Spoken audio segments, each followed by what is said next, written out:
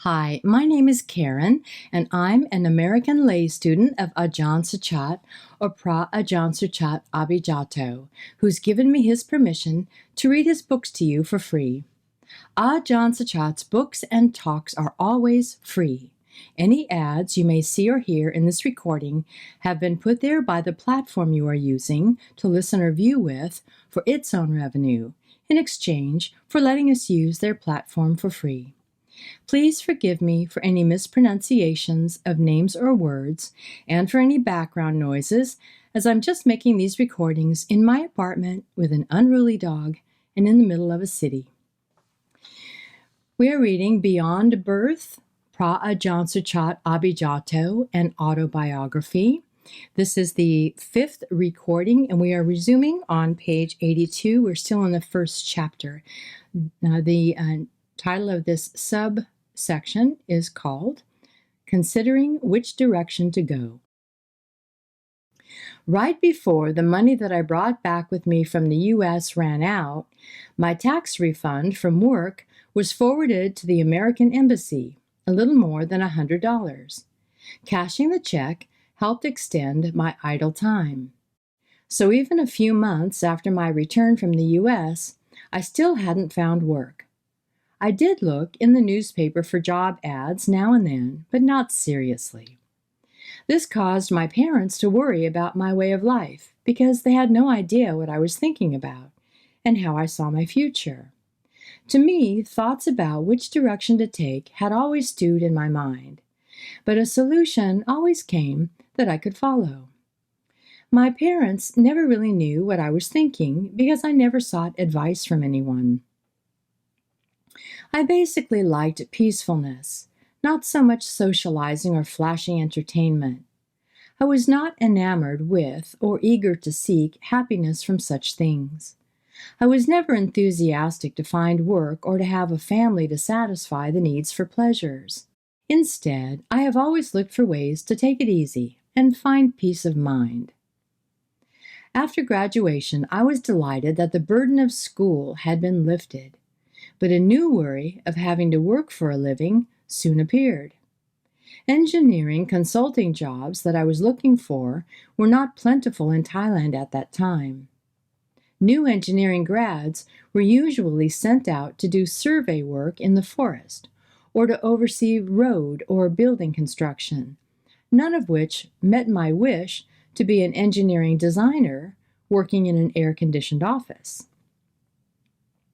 I began to see that being educated did not really lead to true happiness. The thought of having to work at a job until turning 60, retiring, and living on what I could save until it was gone led me to think that nothing in life really belongs to us. It would just lead to worries and fear of being laid off or the company going bankrupt. Many such variables made me hesitant to find a job. Next, there is a quote on page 85. As a teenager, I hung around and partied with my classmates once in a while. I did not go out that often, only when necessary. I normally liked to spend time in a natural setting, such as the woods or the beach. It made me happy to be with nature. So when I returned home, I was never enthusiastic to find work. I just wanted to rest from the grind of schooling and working. I wondered if that was all there was to life. The next section begins on page 86 and is titled, Managing an Ice Cream Shop. Just as my savings were about to run out after a year of resting, I got a job at an ice cream shop. A friend of mine from the Seventh-day Adventist Ekamai School was working for an American interior designer who was working for a hotel in Bali, where he also had a gift shop in the lobby to sell miscellaneous things to tourists. When he visited Pattaya, he noticed that there was no ice cream shop, so he asked my friend to look for a place to open one. They found an old rental house across the road from the beach in South Pattaya and renovated it, setting up round marble tables and metal chairs in a garden. Customers would place the order and pay at the counter, just like at McDonald's, and then servers in pink candy-striped skirts and white aprons would bring food out to them. When I saw that one of my friends was working in Pattaya, I asked what job he had. He told me that the new Western-style ice cream sundae shop did not have a manager yet. I told him that I had had experience working at an ice cream shop in the U.S. and would be interested in the job, so the owner met with me. He asked if I would be able to handle the job, and I told him it would be a piece of cake. He asked what salary I was looking for, so I told him that I would like the same salary as a food and beverage, or F&B, manager at the hotel, which was about 3,500 baht. As it was, if I were to work as an engineer, I would be earning 3,000 baht a month, so the ice cream job paid better and would not be as stressful. As an engineer, I would have had to do a lot of calculation and would likely have had to live in Bangkok or to work at a road or building construction site, so I thought it really was not for me. The ice cream shop at South Pattaya was close enough to my house for me to be able to take a bus for 1 baht from Nak Leo, where I lived. An engineering job in Bangkok meant that I would have had to pay at least 1,000 baht rent, as well as other expenses. 3,000 baht would hardly have been enough. It would be much better to work at the ice cream shop. Once the American owner determined that I had enough experience for the job, he let me handle the setting up of the shop, everything from designing the menu and pricing to buying the ice cream dishes and utensils. At that time, the placed shop was Pahurat in Bangkok. I would select samples, and if the owner liked them, I would buy the rest. We used Foremost ice cream because they had all the toppings as well. I calculated the expenses for each flavor of ice cream on the menu and figured out how many scoops for each type of order and how much to charge for the products. This type of calculation was much easier than what an engineer had to do to build a house, and the pay was better. The owner did not get that involved in the process. He only checked my work, how I managed, and basically looked at the sales figures. At that time, the weekend saw quite a few tourists who were mostly from Bangkok, so the sales were good. During the weekday, there were a lot fewer people. The shop did well enough, though it didn't make a fortune. Once all the staff was trained and everything set up, I didn't have to do very much, and had plenty of time to read books, eat free ice cream, and drink free coffee. Since the shop was next to the beach, I could also go swimming whenever I wanted to. I felt that the job was much better than any engineering job. When I was the manager of the ice cream shop, I never had to wear a suit and tie. I still wore t-shirts and shorts or jeans as before. The owner just looked at my performance and did not care about what I wore. Once in a while, someone who was looking for the shop's manager would look like they did not believe it when the staff pointed at me, but this really did not bother me. I felt that being my relaxed self was more comfortable. No matter what others thought of me, it did not make me any better or worse either way. Next, there is a quote on page 90. By chance, a foreigner gave me a small 20-page book in English, the first Dhamma book of my life. It really opened my eyes. That was how I came to study the Dhamma. Beginning chapter 2 on page 91, The Methods of the Lord Buddha, the only knowledge that can end all suffering. The next section on page 92 in chapter 2 is titled The Lord Buddha's Methods. While working at the ice cream shop, I had the good fortune to meet a foreigner who was a client of the owner of the company that I worked for, and also a disciple of the late Supreme Patriarch Samdet Pra Yannasangwararam at Wat Yannasangwararam. We had conversations mainly about philosophy of the mind. He gave me a Dhamma book from Sri Lanka that was part of a set of 3 books on anicca, dukkha, and anatta. He gave me the Anicca, Impermanence volume, which compared Western philosophy with the teachings of the Lord Buddha on the idea of impermanence, that everything arises and ceases. However, Western thought did not have a solution for how to handle this situation. It was only the Lord Buddha who knew the way. He taught how to practice calming the mind so that it can let go of our attachments. Having come into contact with death when I was younger and not knowing how to deal with it, I was very impressed with the Lord Buddha's teaching. After studying the Noble Eightfold Path and the Four Noble Truths, I began to understand much better how our minds suffer because of desire. It's the same as when the Lord Buddha decided to go forth to practice, and he eventually discovered the escape from suffering, the Noble Eightfold Path, which is morality, sila, meditation, samadhi, and wisdom, panya. I was quite interested in these concepts and started to review how I had been conducting my life along these lines. I found that I did pretty well by the 5 precepts, except perhaps the last one, since I was still going to parties here and there and drinking a little, but not to the point of addiction. I really liked this first book, so I wrote to the Buddhist Publication Society in Sri Lanka and asked for more. They sent me a list of books with descriptions of their contents. Some were free, but others were not, such as the Satipatthana Sutta taken from the Tipitaka, but supplemented with commentaries and explanations. From the explanations, I got the point that the Satipatthana Sutta teaches the method to practice mindfulness and meditation, and thereafter, how to develop wisdom. At that time, I used these Dhamma books as my guides. In earlier days, I used to read books about the mind and consciousness. I was, therefore, enthralled when I came across books on Buddhism. The Lord Buddha explained it best.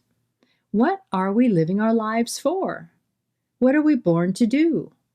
He points out that we are born to eliminate suffering. Everyone has suffering, but the methods we use to eliminate suffering bring neither a complete nor a permanent solution.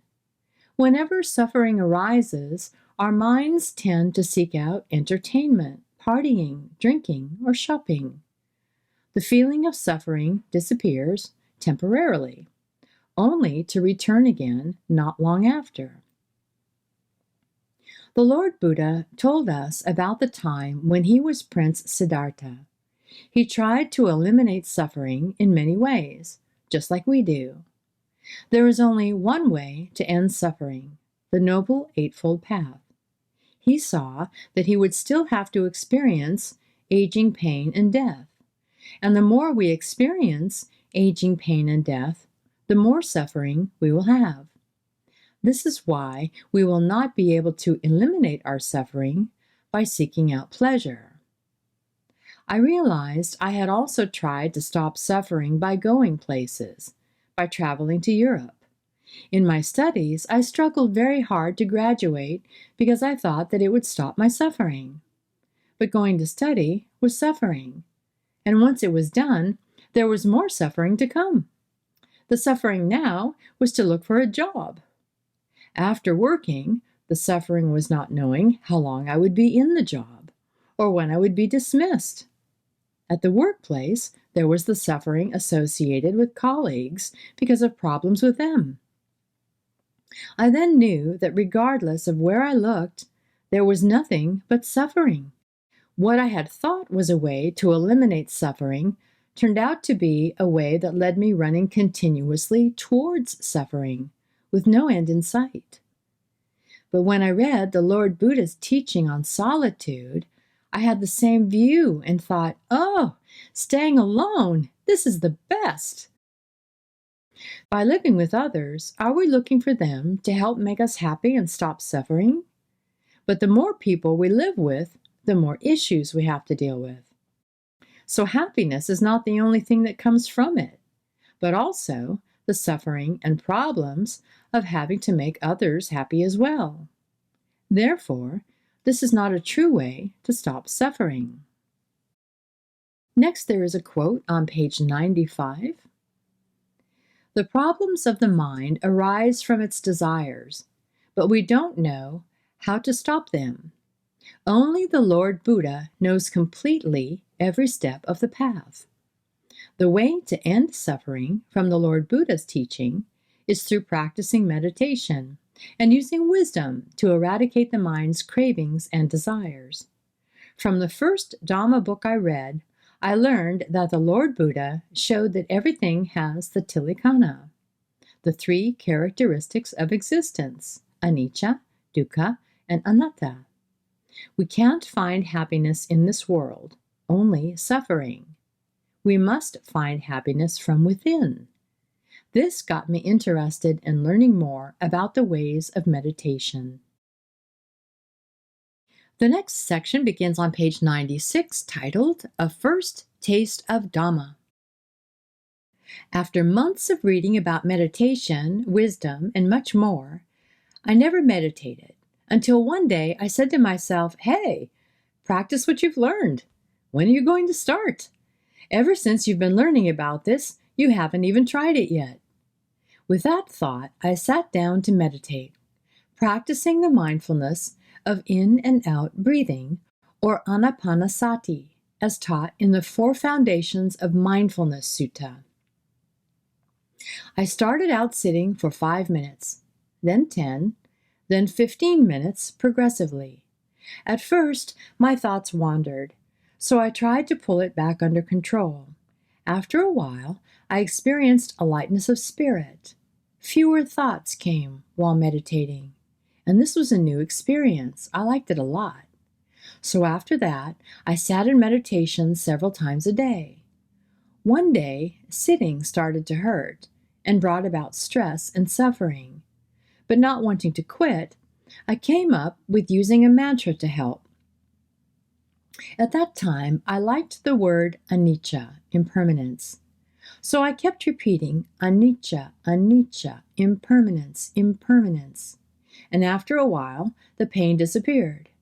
I was astonished because just moments ago, the pain was extremely tormenting.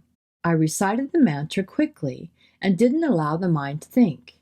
Even though the pain could not be wished away, you couldn't just sit there and do nothing. That would have been suffering. However, I knew the mind needed something to rest on, so when I recited the mantra for a short period of time, the pain wasn't there anymore. The mind was at ease, but it wasn't yet calm enough to enter samadhi. The senses, that is, eyes, ears, nose, tongue, and body, were still active, but the pain that was tormenting the mind, making it squirm and shake, was now gone. The mind was calm and equanimous. Even though the pain was gone from the body, it was the mind that was at ease. This happened in a flash, just like lightning, and it felt light, relieved, and at ease. I was filled with amazement at this new experience of being able to release stress by chanting a mantra in meditation. It was my first taste of the Dhamma, which led me to appreciate the value of practicing meditation. After that, I meditated any free time I could find. Once I started to sit in meditation a lot, I found that working and practicing meditation were not compatible. Working takes thinking and solving problems, which brings on stress and worries. Also at the time, the shop owner was pressuring me to expand our services, such as adding snacks or hamburgers to the menu to boost our income. However, having already experienced the peace of meditation, at that point, I was no longer interested in thinking about such things. So I finally came to the conclusion that the two activities were not compatible, and that I should choose one or the other. I thought, I don't really want to work. I'd rather practice meditation, and decided to quit. At that time, I really was not thinking about monastic ordination. I just wanted to study more Dhamma and spend more time meditating. When I gave the owner a month's notice to be effective in December 1973, I told him that I would train an assistant manager who used to live in the U.S. and that the entire staff was already well trained. At first he thought I was trying to negotiate for a higher salary, but I told him this was not the case. I was happy with it. I told him that working did not seem to be the path for me, and that I would like to pursue a spiritual path and spend more time on meditation because it brought me more happiness and peace of mind. Apparently, he had thought the same way as a young man, so he understood what I wanted to do. I had worked at the ice cream shop for 5 or 6 months, and I started to practice meditation 2 or 3 months before I resigned. Next, there is a quote on page 98. Once I began to meditate, I saw that, oh wow, meditation does make the mind cool and calm. This happiness was much better than what I got from going out drinking. Besides needing to spend money, drinking usually gave me a headache when I woke up in the morning, so I stopped going out. I also used to smoke and drink a little in the evening, but after practicing meditation, I stopped all of it. Seeing that I did not need to use money for this new happiness, I quit my job. After quitting my job, I went to look for a place to meditate and stay alone, so I would not have to be concerned with anybody. I cut off everyone during this meditation period. The word cut doesn't mean that there weren't thoughts about people. It just means that for this period of practicing alone, keeping away from people temporarily helped to stop thinking about them. And we're going to end there today. That was page 98. We'll start the next section in the next recording, which will be recording number 6 on page 99. And the title of the next section coming up is Stopping Work in the Secular World and Beginning the Path of Dhamma. Have a great rest of your day. I'll see you next time.